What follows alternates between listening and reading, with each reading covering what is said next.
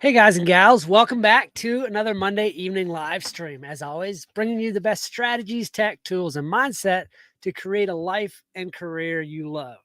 Tonight, we're talking about something that I often talk about in bits and pieces. I actually did a live stream about 3 weeks ago, I believe, on the first of the keys that I think are key to living a life of impact, to having the impact that we want to have in life. And I think that we all do want to have an impact in life because what else are we living for except to impact other people? So we're talking tonight about 5 keys to an impactful life. But before we get into that, I want to remind you guys, I started an online community for guys to come together to find purpose and fulfillment and create success, reaching the next level of growth and impact in your personal, professional, and spiritual lives. I created that community because, I was seeking to be around other people that also wanted those things. So I couldn't find that kind of a community, so I created it on my own. So if you're interested in joining that, you can reach out to me, coach@kennetheshe.com, or find me on any of the social medias and just express your interest in joining that community for guys. Love to invite you in. We're talking about 5 keys to an impactful life. So what I'm going to do is give you each of the 5 keys, and then I'm going to talk about each one individually. And at the end, I'll go through and kind of bullet point what we talked about. So let's just jump right into it. The first of the 5 keys to a life of impact is purpose. Now, I talked a couple of weeks ago, I think it was 3 weeks ago, about purpose. I went into that pretty deep. I don't know that I came up with a lot of answers, but I asked a lot of questions that could help you find your purpose. I know they've gone a long way in helping me find my purpose. Now, life purpose refers to like the reasons or goals that drive a person's existence, that give meaning to a person's life. It's often combines, or it's a combination of a person's talents, their values, passions, personality, and it gives a person, a sense of direction and fulfillment. I A lot of people come up with a purpose statement for their life. I don't necessarily have a purpose statement. I do have a mission statement on a sticky note up there behind my computer screen, behind my little camera there. And my mission statement goes like this: to be free, to live with purpose, on purpose, and to embody all that Yahweh or God has created me to be. My purpose in life goes right along with that. That is to help others become everything that they were created to be, to help other people fulfill their unlimited potential. I believe that we have, as humans, have unlimited potential to do great things, to do awesome things. Not all of us want to do big, huge works or big, huge things. Not all of us want to have a massive impact on millions of people. But I believe that we can if we tap into our unlimited potential. I think that so often we only utilize a tiny portion of the potential we've been given. And I want to use everything that I've been given. That's my mission in life. And my purpose is to also help other people unlock their full potential as well. So for so many people, purpose is like some far out woo woo, difficult to achieve thing. It's challenging. It's often a lifelong journey that people take. Like it's an epic journey, like Lord of the Rings. Their purpose is so hard to find. I don't think it's that super difficult. I've kind of distilled it down into something pretty easy. Essentially, it's utilizing your gifts, your talents, your abilities, your skills, your passion, your values, and your personality, and creating a difference in the lives of other people. That is our purpose in a nutshell. And so often we have such a hard time finding our purpose, or we make it a lot more of a difficult thing than it really needs to be.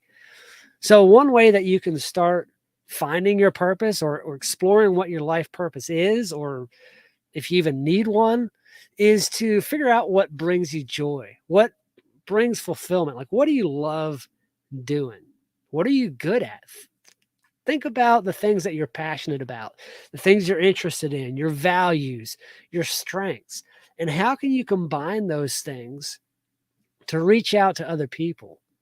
What is the impact that you want to have in the world? How can you help others? Maybe that's something like making music. Are you an artist? Like, I guess both of those are art, but are you a good painter, or are you a good carpenter and you can build great houses? Or like, what is the thing that you can make a difference in the world with, a positive difference? So life purpose isn't always for everybody a one-time discovery. And I mean, I say, let me change that a little bit. It's not always purpose is a little bit different. Here's what I have written down. Life purpose is not always a one-time discovery, but it's an ongoing process of self-discovery and growth. So as we go through life, sometimes how we express or how we live out our purpose can change. So 10 years ago, my purpose was working with youth. It was helping, kids, 10-year-old, 12, 13, 15, 18-year-old kids figure out who they were, figure out that they weren't messed up. They weren't broken like the school system would have them believe, or they actually mattered in the world. It was giving them a sense of, I'm actually important. I matter. I can go do something. I don't have to be stuck in this place where I'm at right now. That was my purpose, or how I lived it out 10, 12 years ago. That's changing how I express that these days. It's not always a straightforward thing. Your purpose is not always like, you don't always know how to express it. Sometimes it's I don't really know what my purpose is, but I kind of know how I'm living it out. Like I mentioned earlier, I don't have a purpose statement, but my mission statement kind of ties right into it. So some of us have a lot of different passions and interests. Other people, they're like, I don't even know what I'm interested in. I don't even know. Like, I'm stuck on that. So sometimes we just need to reach out to a friend and be like, hey, look, can you help me out here? What are some things that I'm good at? What are some things that you see me light up when I'm doing those things? Some people need to reach out to a therapist or a counselor or a purpose coach like me. We also have to remember that your life purpose is not always related to work. I think that our work ties directly into life purpose. Work is a huge part of life. Like, for most people, work is probably 75% at least of their waking hours. And that's a huge portion of your life to not be living, doing something that you love, to not be expressing your purpose, what you were created to do. It's it's a huge portion of life. And if you can tie work into your purpose, then great.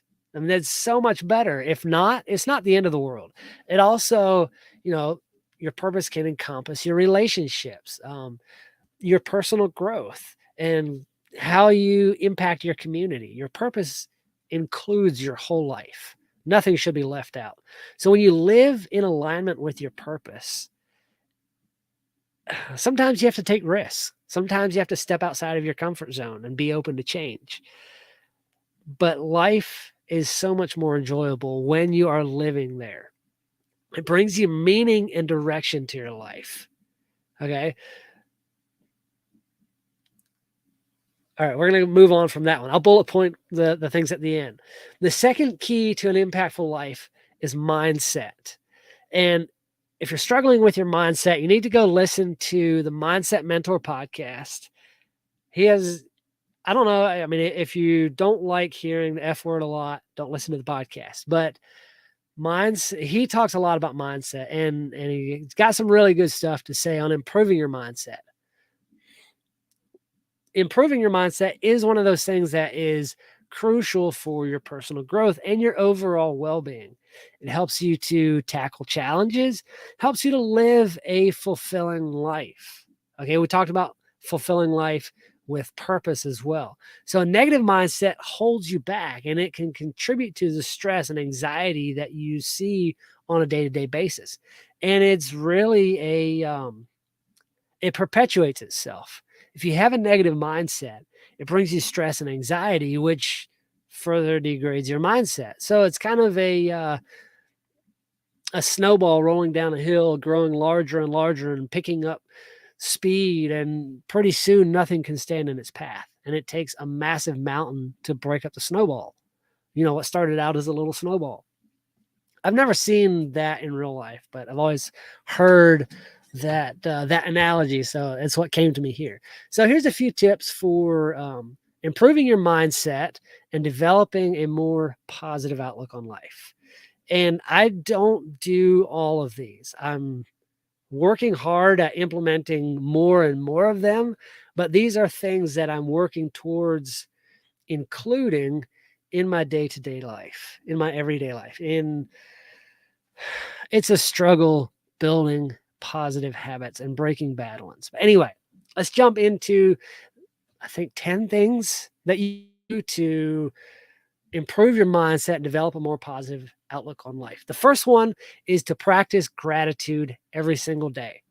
It's so easy to see the negative side of life. It's so easy to see how dumpy things are, to see the direction that the world has gone and be like, world's going to hell in a handbasket.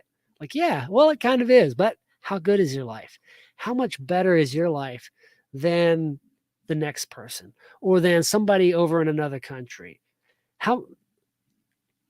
Find 10 things. You can easily find 10 things about your life that are fan-freaking-tastic. For one, do you have air conditioning in your house? Right now, you might need heat, but do you have heat in your house? That's a pretty big plus. That helps you sleep at night when you're not freezing, when it's not 30 degrees in your house. That's kind of nice. That's a pretty big thing. How about this? Do you have a job? Are you able to work a job? If you are capable of working a job and there's jobs available, like, what's holding you back? A podcast that I listened to, Dan Miller's 48 Days podcast, he said in one of his most recent episodes that somebody asked him a question about money, like, how can I do something, something, something if I don't have the money for it? And he said there's a lot of things that we need in life. I can't remember how many keys he listed in life, but he said money is the easiest one to overcome, or lack of money is the easiest one to overcome. So think of all the things that you have to be grateful for and start practicing gratitude every day. Just as you sit down to your daily devotions or meditation time or whatever your ritual is in the morning, think of the things that you have to be grateful for. As you brew your pot of coffee, be grateful that you are able to drink a good cup of coffee. Hopefully you're drinking good coffee, right? Holler Roast. If you're not, you should be. The second thing you can do to improve your mindset is to set realistic and achievable goals. Having goals to work for gives you a sense of purpose and direction. Going back to that purpose thing. But having goals gives you something to work for. And when you're stuck in a negative mindset, it's often because you feel like you have nothing to work towards. You have no purpose. You have nothing great in life. But when you set goals, it gives you something to work towards. It keeps you looking forward, focused outside of yourself on other things. So set realistic, achievable goals. Third thing is to surround yourself with positive people. They say that you are the average of the 5 people you spend the most time with. I even posted that on my Twitter account today. You should go follow me, Ken_EASH, Ken Esch. Go follow me, connect with me on Twitter. You can like and share my stuff if nothing else, or comment on it. But you are the average of the 5 people you spend the most time with. If The people that you surround yourself with are not lifting you up, if they do not have a more positive attitude than you have, then you need to be around different people. The fourth thing is to practice self-care, taking care of your physical health and your mental health. It adds to the positive mindset that we have. You need to exercise, proper nutrition, getting enough sleep. Those are things that build up your mindset. Those are things that boost your mood and reduce stress. Remember, we talked about the negativity compounds on itself and just keeps running your mindset down. Number 5, limit exposure to news and social media. I say you could probably eliminate news altogether and definitely limit the social media. Kind of interesting. I was talking with my wife today, and she has been on an Instagram fast. And she said today she went to check something out that I had shared with her and told her about. And 30 minutes later, she realized she was scrolling reels. That is a destructive habit. And I do the same thing. Like all of a sudden I realize, what am I doing? Where has the time gone? So limit the news and social media. Number 6 is to challenge negative thoughts. Get a drink here. It is natural for us to have negative thoughts from time to time. But what we need to do is to recognize when we have a negative thought, like, oh, I just hate myself for doing that. Like, that is not a constructive thought. And we are the Constructive Liberty Podcast. So everything needs to build towards the life we want to live. So as you have a negative thought, capture that thought, like grab it right out of your brain, pull it out, and hold it in your hand out here. Make sure you keep a tight grasp on it so it can't get away. And look at it, like study it. Okay, where is this coming from? Study that thought until you can figure out where the thought came from. What's causing that thought? What's bringing that into your mind? Like, you don't need that negative thought. Change it. Like, if your thought is, I'm so stupid, I can't do anything. I'm a failure. Change the thought to, you know what? I don't know how to do that, but I'm capable of learning. I failed when I tried the first time, but I'm capable of learning. So therefore I will learn how to do it better until I succeed. That will give you the growth mindset. Number 7 is to engage in mindfulness activities. Things like prayer, meditation, deep breathing exercises. When you get stressed, go into those areas to help calm yourself down. Kind of funny. When I was a kid, I used to annoy the daylights out of my older sister. And I don't know where she heard it, but she heard that you should count to 10 slowly. Like, breathe deeply and count to 10 slowly when you're angry so you don't lash out and break something. And she wanted to break me. So she would count 1, 2, 3. And so I would count along with her. And she would then she wouldn't make it to 10 before she would blow up. So some of those things you can do, but you have to be around the right people to make sure that they don't sabotage those the calming activities, to get your mindset in the right place. The 8th thing is to keep a growth mindset. That means embracing challenges, viewing failures that we talked about earlier as opportunities for growth and learning instead of seeing it as simply a setback. Just focus on what you can learn from the experience and use that knowledge to grow in the future. The 9th thing is to practice forgiveness. When you hold on to those things, like every grudge that you hold on to is like another big rock in your backpack. You're carrying around all the weight of those things that you should be letting go of. So if you can forgive and let go of those things, you're not. Too many people think forgive and forget.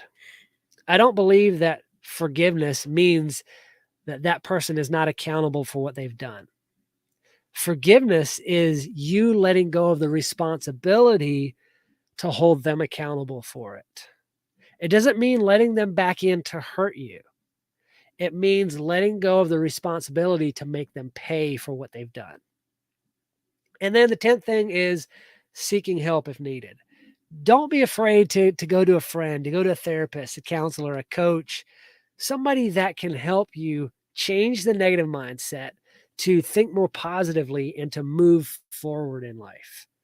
So improving your mindset does take time and effort, but it is worth it. Again, if you don't mind some F-bombs, go check out the Mindset Mentor podcast. He's got a lot on mindset. He is the Mindset Mentor podcast. So go check him out.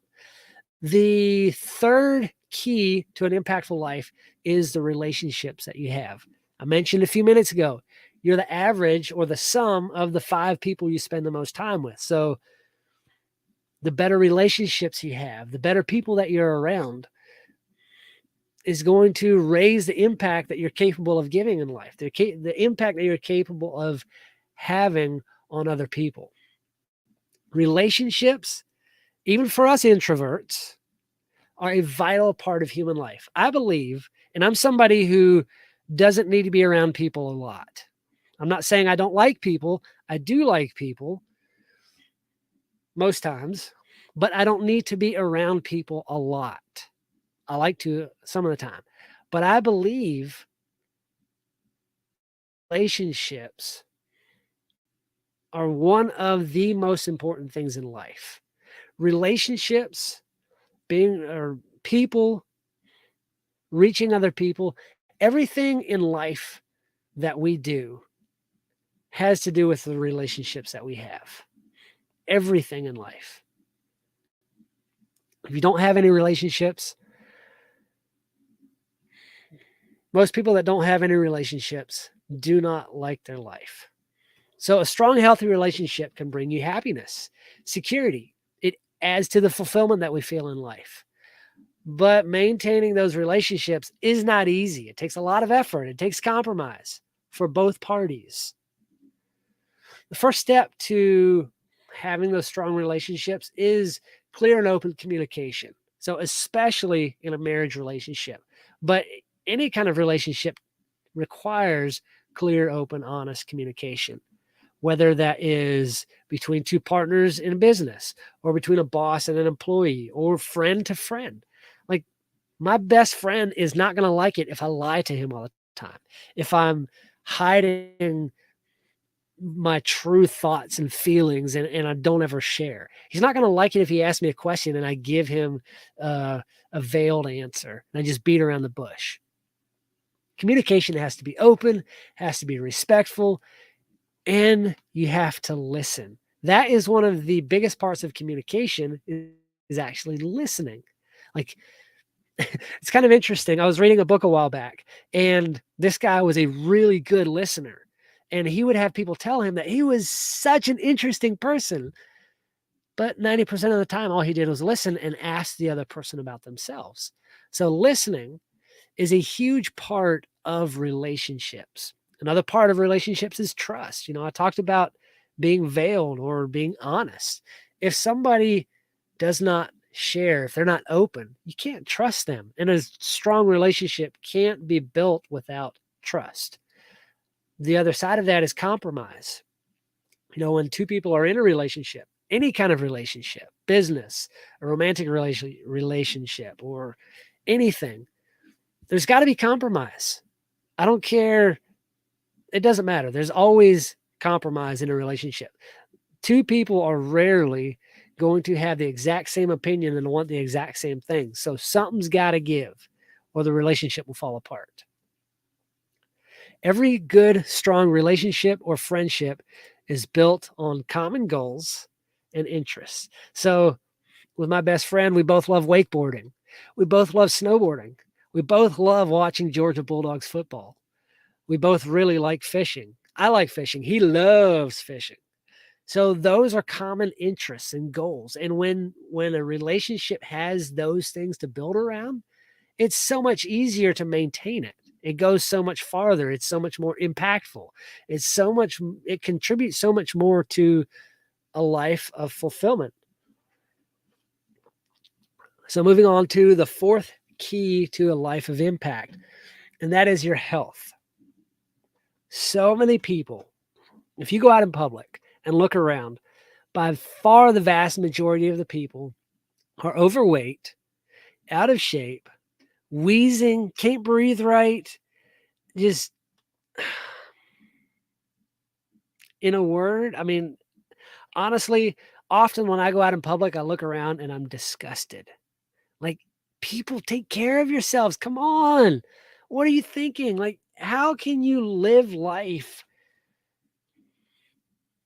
at 350 pounds and you waddle around, your arms are hanging out on your side? Now, I know some people have issues that they haven't been able to get a hold of. Some people say they have issues they can't help, but it's because they haven't taken care of themselves to begin with. Okay, off my soapbox. There's a lot of different elements of health. There's your physical health, your mental health, your social health, your spiritual health, your emotional health. All of those things, your mental health even. Maybe I said that. I did. All of those things contribute to your overall health. They contribute to the quality of your life. If you don't have your physical health, like if you're eating junk food, you're drinking all the time, you're smoking cigarettes, you're eating another Big Mac or a Twinkie or an ice cream. Seriously, I'm like, come on. Your quality of life goes downhill. If I do all of those things, then half of the things that my buddy and I enjoy doing together are out the window. I can't wakeboard anymore. I can't snowboard anymore. I won't fit in the boat to go fishing. All of those things. Your mental health is another one. We talked about your mindset. Exercise helps out with your mental health. The social connections that you have. There's so many different things that contribute to your mental health. Your social health, which has to do with all your relationships that we just talked about. All of those things contribute to the quality of your life. You need to find what works for you and do whatever it takes to maintain a level of health that contributes positively to your life. Sleep is something that most of us don't get enough of. I don't get enough sleep. I typically wake up at 4:30 or 5 o'clock. And if I get to bed after 9, 9 o'clock is what, 7 hours of sleep? 7.5, no, it'd be 7.5 to 8 hours of sleep.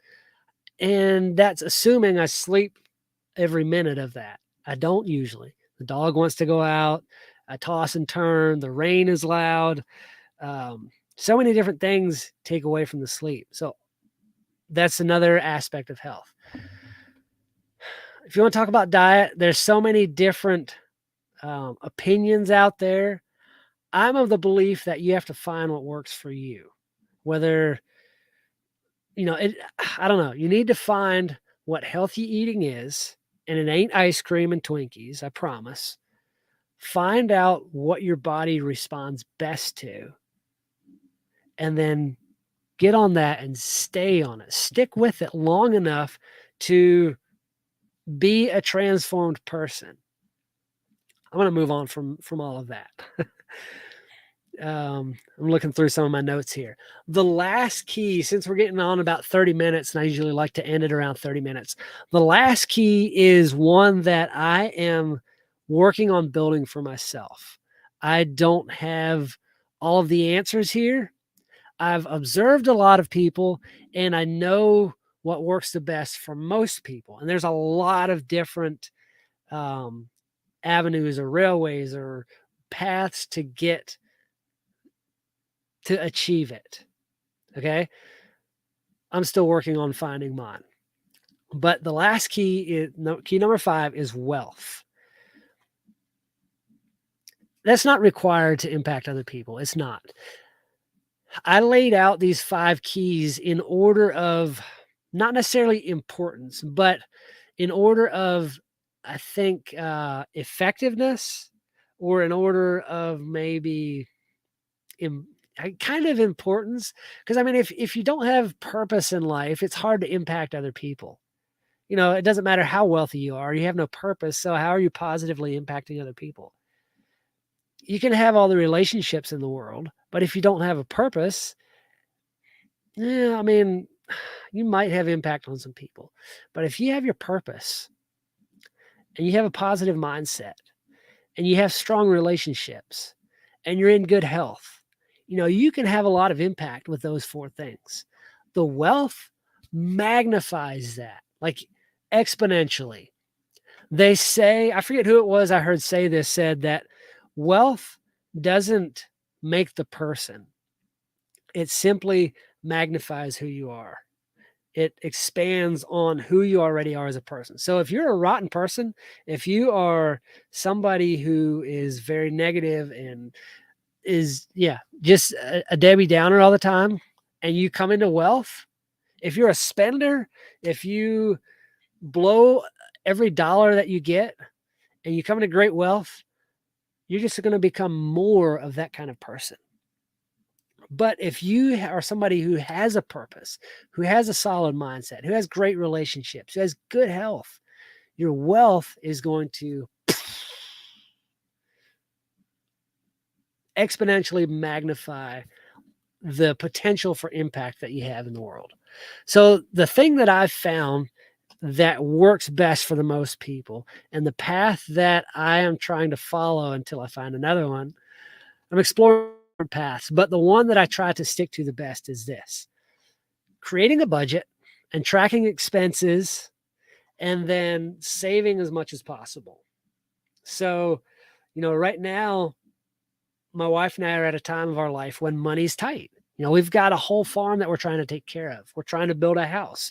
We're restructuring our businesses to try to save more money. But in the process of trying to save on taxes, we're having to restructure our pay schedules and all of those things. And it's creating a crunch in life. So we don't have a ton of money. A budget helps with that. It doesn't limit what we're allowed to do. It does. I mean, a budget limits what you're allowed to do, but a budget is not something that says, no, you're not allowed to do anything. But a budget is simply you saying, this is what I want to spend my money on, and making sure it goes to those things. So if you can create a budget, track your expenses, and find every area possible to save. Like don't spend a month trying to knock $10 off your phone bill. Okay? Spend an hour trying to knock $10 off your phone bill, because if you do that over a year, $10 a month off your phone bill is $120. That hour was probably worth it. But spending a month knocking a few cents off of it, that's not worth it. So find what makes sense and put your time and effort into those places where you can save money. Another thing that you can do, which I'm trying to do as well, is identifying things that you have around the house or around the farm or around the shop or wherever, things that you don't use a lot, and then selling them. Take pictures, list them on Craigslist or Facebook Market, or I don't know, there's 10,000 places where you can sell it, but do those things. The next thing is to save regularly, like setting up automatic transfers to a savings account that you don't touch. That's super hard to do, because when you need money, it's like, hey, there's that savings account that I've been putting money in for the last 3 months. I need that money. It's hard to leave that alone. Trust me, I know. The third thing is to pay off high interest debt. All debt, really, but starting with the high interest ones. The bigger, Dave Ramsey has the snowball method, starting with the bigger debts, and then you put all that money towards the next debt. You put all that money towards the third debt. Some people like to calculate the interest, like where will they save the most money? Is it the highest debt or is it the highest interest debt? So you're going to have to figure out what works for you, but paying that off so that you can then put that money into savings and investments. And then if you're an employee, take advantage of your employee sponsored retirement packages and all the tax benefits and pre-tax investments and all of those things. I have only been an employee for like 2 years of my life, so I'm not sure what all goes into that. I'm trying to figure that out as I restructure my business, and I don't love all of the things that go along with it, all the tax implications, all the just want to pull my hair out, but we're having a positive mindset here.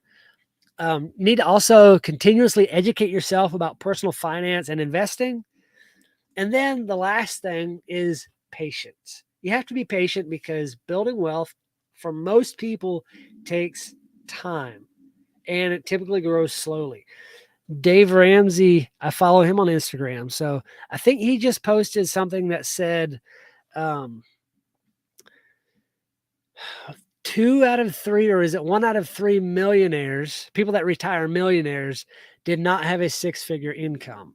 So that is slow, consistent growth over time, investing everything you can, putting aside, being smart with your money.